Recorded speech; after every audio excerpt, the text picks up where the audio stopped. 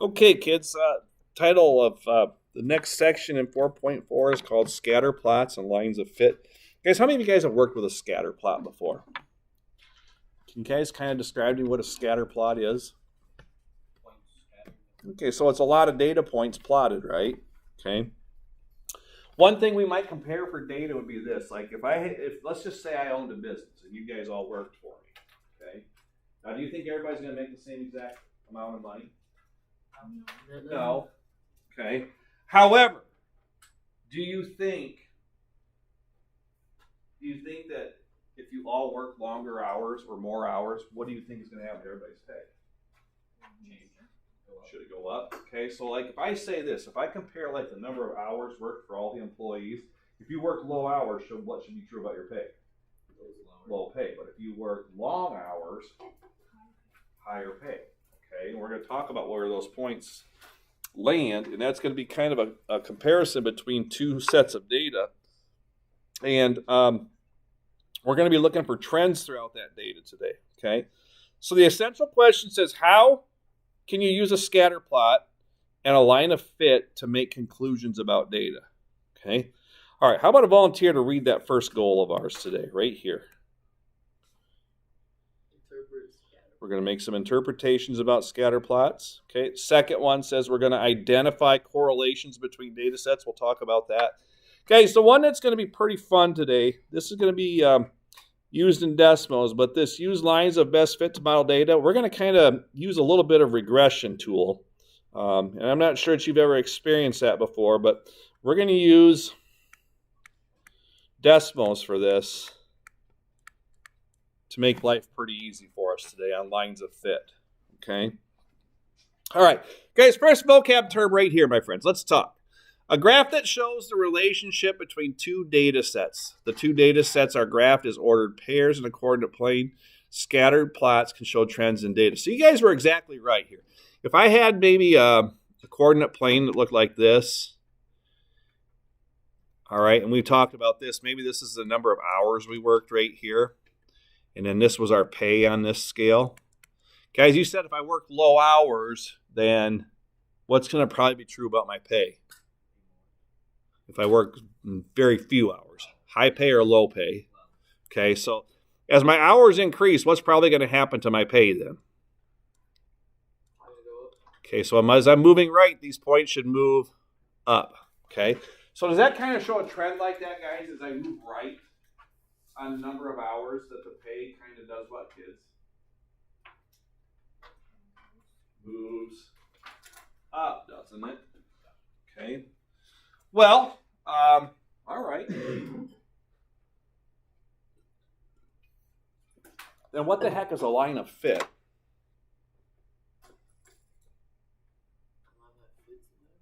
So it's called a line exactly that fits. The name is what it is. It's a line drawn on a scatter plot that is close to most of the data points. So you're exactly right. So I'm going to write right in here, see above.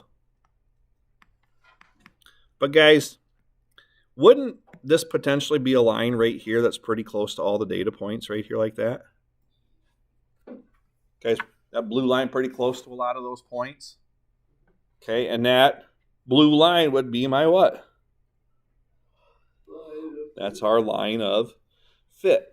Okay, and then guys, correlation. We're going to talk about correlations. Is there some kind of relationship? In this one here, you would say, well, the relationship person is as the hours increase, what happens to the pay? That also does what? Doesn't that increase as well? So as the hours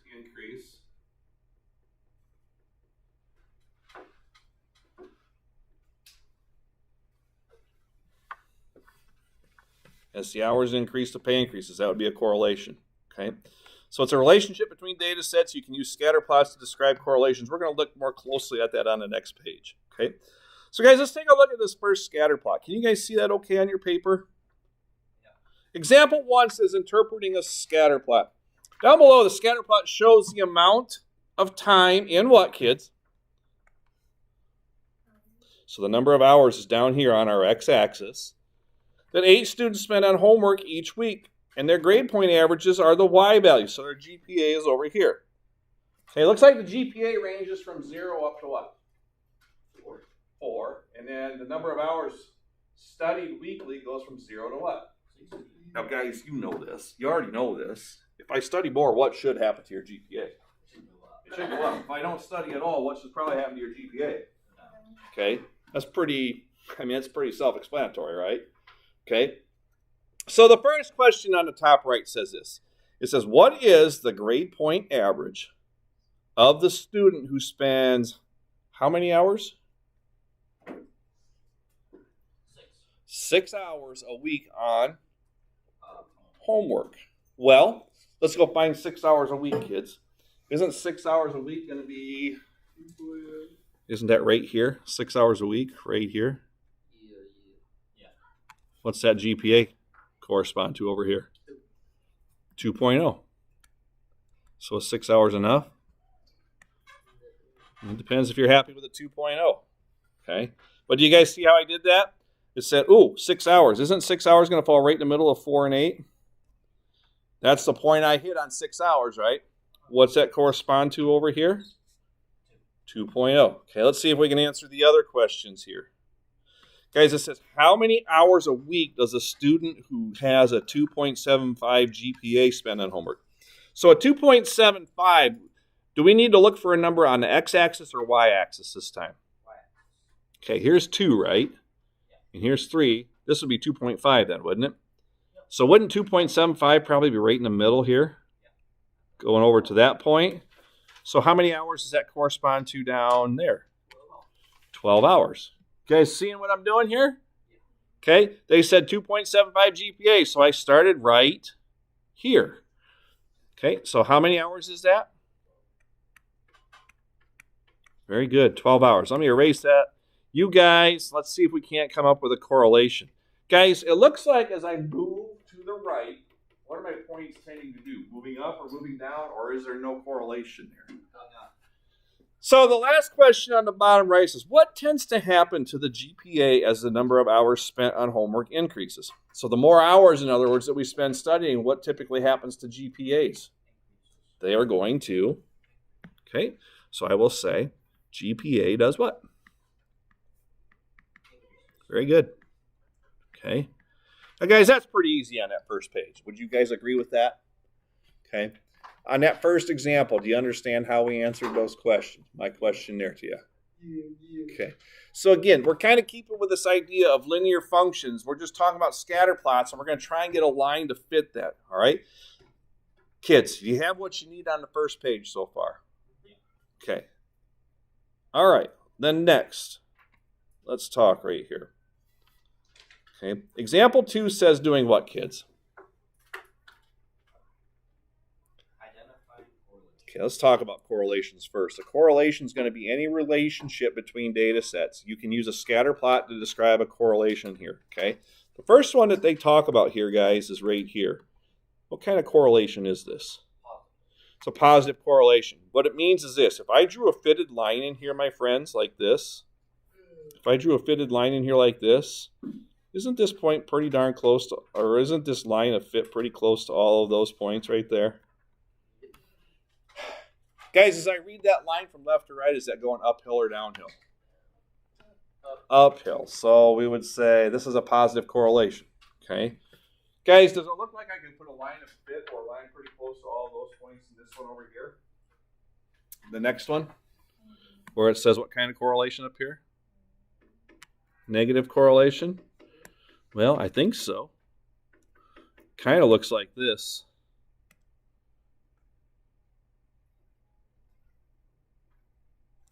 Okay, as I read that line left to right, what direction is that going? It's going downhill. So do you understand why it's a negative correlation? Now, guys, is there going to be a single line I can draw that's going to be really close to all these points, or is this just kind of all scattered about up here? There's no line I can, so if you have no correlation, can you put a line of fit in here? Okay, so I might make the note over here for this example and say, if you get a plot that looks like what's on the right, you might just say this pattern has no points that show a pattern. Okay, so in no correlation rate up here, kids, in no correlation, I might make this note. You cannot draw a line of fit. Cannot draw a line of fit, my friends. Okay? So let's talk about this right here. Guys, if those are the correlations, positive, negative, or no correlation, then we need to talk about some examples. Example A is talking about the stopping distance of an automobile. Okay? If I'm going really slow, should it take me a very long distance to stop? But if I'm going really fast, like William Byron fast, number 24, Valvoline, Camaro ZL1, racing for a championship this weekend, in case anybody cared. I care. Okay. If you're going really fast, what's going to be true about the stopping distance then? Is that going to be longer or the same distance? It's going to be longer, okay? So, guys, if you look at example A, it looks like as my speeds are increasing right here to the right, what's happening to my distance to stop? It's increasing as well, isn't it? So, kids, what kind of correlation is this? Is this positive, negative, or no correlation? Positive. I think that this is positive. Looks like it has an uphill trend to it, doesn't it? Okay. How about the next one? Could I put an uphill trend or a downhill trend in that? Or the next one? It says birth month and hours of sleep. Because I'm born in January, does that mean all people sleep the same amount of time? Who's born in January in here? Attaboy, Jacob. Maybe we'll celebrate our birthdays together. What day? 13th. Oh, you're a week after me. Mine's the 6th. So maybe we could pick a day. We'll have to think about that, right? You'll remind me, though, because I'll forget. I'm getting old, okay? You're going to be close to being a senior, and I'm going to be close to being a senior citizen. Right, that? All right. Yeah, what do you think about correlation? Do you think Jacob and Parson sleep the same number of hours just because we're born in the same month? Yeah. Think so? I sleep a lot. I don't know about you. Okay. You think there's people that were born in January that don't sleep much? Okay. So this one here, is there really any correlation? I would say no correlation here. Okay. All right. So, guys, I think you're pretty okay with this. The part that I really want to focus on today is this, in example 3. And I think what I'm going to have you guys do is get your Chromebooks out here. We're going to talk about this in terms of decimals. This is kind of fun. Okay. There's going to be some keystrokes I need to make sure you totally understand in that. So if you can get your Chromebooks out right now, go to Desmos, and I'm going to show you how this works right here. This is pretty cool stuff, okay? So take about a minute. I know it's going to take a little while to load those up. I'm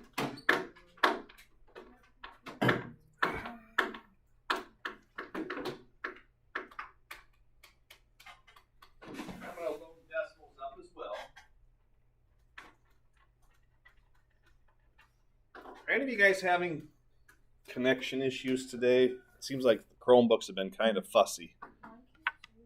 Does it? They've been a little fussy. I'm going to jump into Desmos here real quickly, so wait while you load yours up there.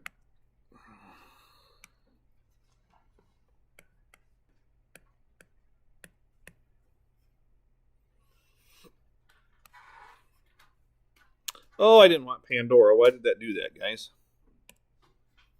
Here we go. You're going to click on Graphing Calculator. Okay, kids, here's what I want to do.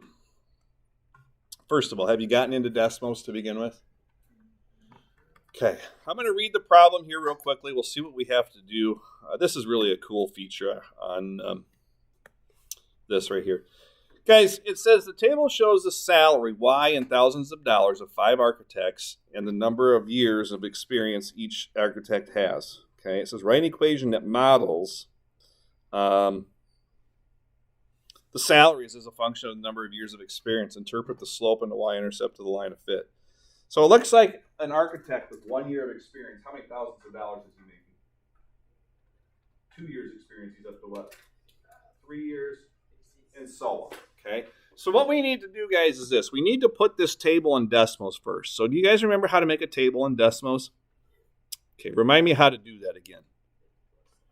Hit the plus sign. Okay, I'm going to click the plus sign. I'm going to go table right here. You guys good with that?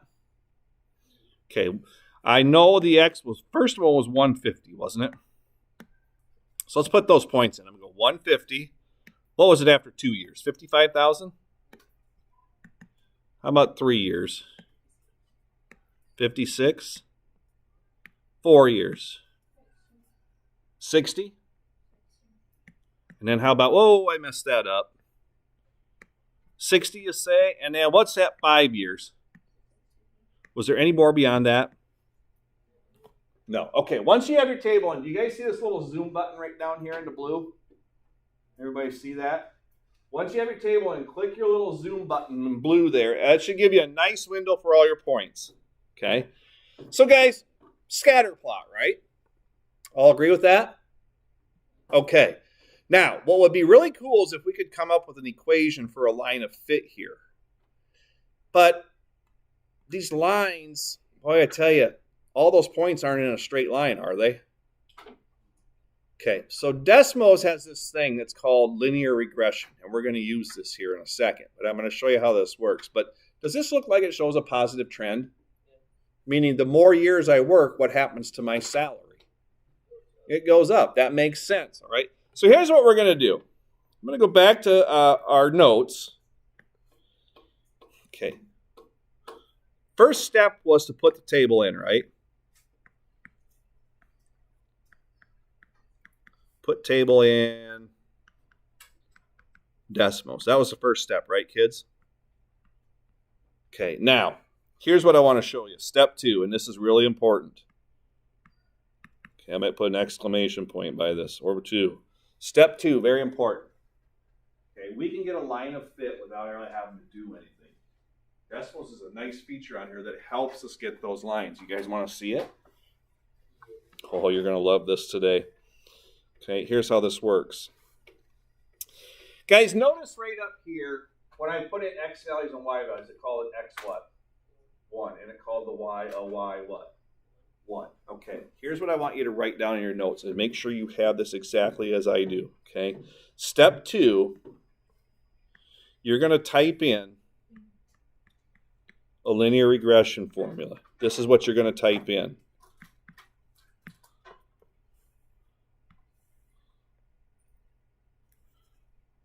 It's going to look like this. You're going to type in a Y, and then you're going to hit the number 1, and it's going to give you a little subscript like that. Okay. Then you're going to find the little tilde button. It's a little button that looks like this. Okay. And then you're going to type in MX, and you're going to put a 1 behind it. And then write plus B like that. Now, kids, Y1 approximately MX1. If I got rid of the 1s and change that tilde sign to an equal sign, what form is that really? Slope intercept form. Okay. This is programmed to say, okay, here's all the points. If these are all the points, then this would be the best line possible for all of those points. So here's what we're going to do, guys. We're going to go to the next field in Desmos. You guys with me on this? So right here, my friends, let's go type that in. I'm going to type in Y what first, kids? Just type Y and then type 1. See how it made that subscript already? Now your little tilde sign, you've got to click on the ABC button down here on the bottom left. So you're going to click this ABC button way down on the bottom left. Okay. Do you guys see the little tilde sign way down at the bottom here? It's kind of hard to see up here, but it's below the B in the end on the keyboard. Yep, and you can do it on, I think it's like towards the top left on the computer keyboard, isn't it? Yep. And then we're going to type in MX. What after the X again? 1 plus what? B. Guys, take a look at this. This is pretty cool, isn't it?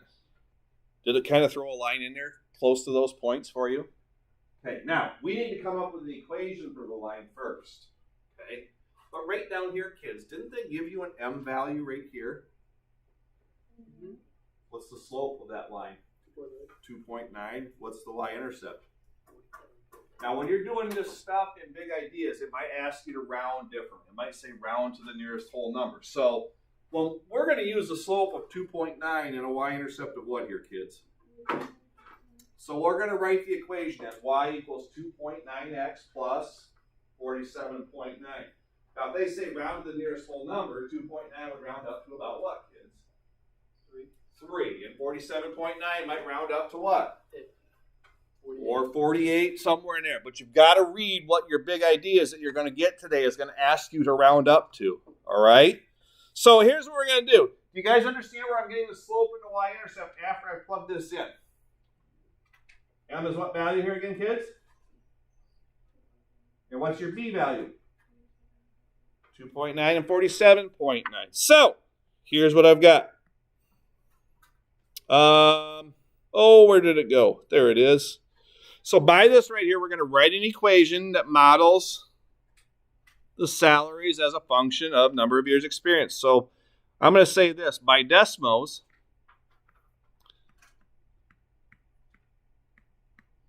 we got y is equal to, what was it, 2.9 x plus, was it 47.9 for B? Okay, so we think that this is a pretty good model for our function right there. Okay.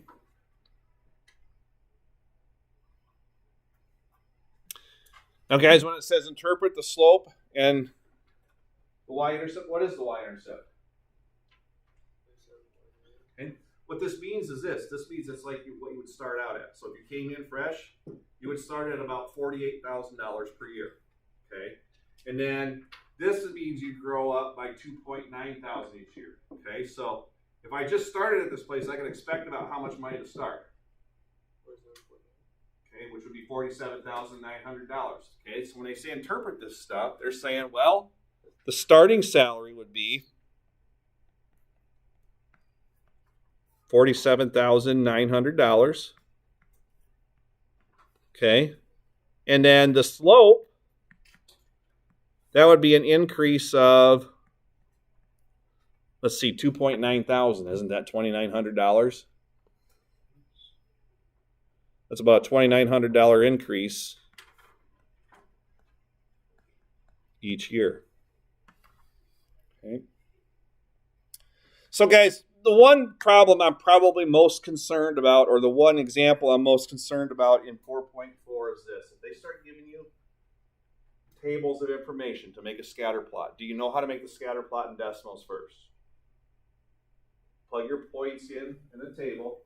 And then once you've done that, what are you typing in after you've got your points in there? What are you typing in there to get a good line of fit? Y1, little tilde, or you want to call it roller coaster button. I don't care what you call it. I call it the burnout button. Okay. Chevrolet burnout button right there. Yeah. MX1 plus what? And then it gave you your M value is 2.9, your B value 47.9, just right there equated. And then you have it from here. Okay. Kids, as far as the notes go, what questions y'all have right now? I think the thing I'll close with here, before I let you start working on big ideas, is two things. Check JMC, see where you're at. If you know you've got a quiz to finish up, make sure you make arrangements with me to get that done. And again, 2 weeks ago at trimester, a lot of you guys have worked really hard to have really good grades. So stay on top of it for the last 2 weeks. I'd hate to see anybody slip in the last couple of weeks. So keep working hard at stuff, all right? Questions at all? Going once, twice. Okay,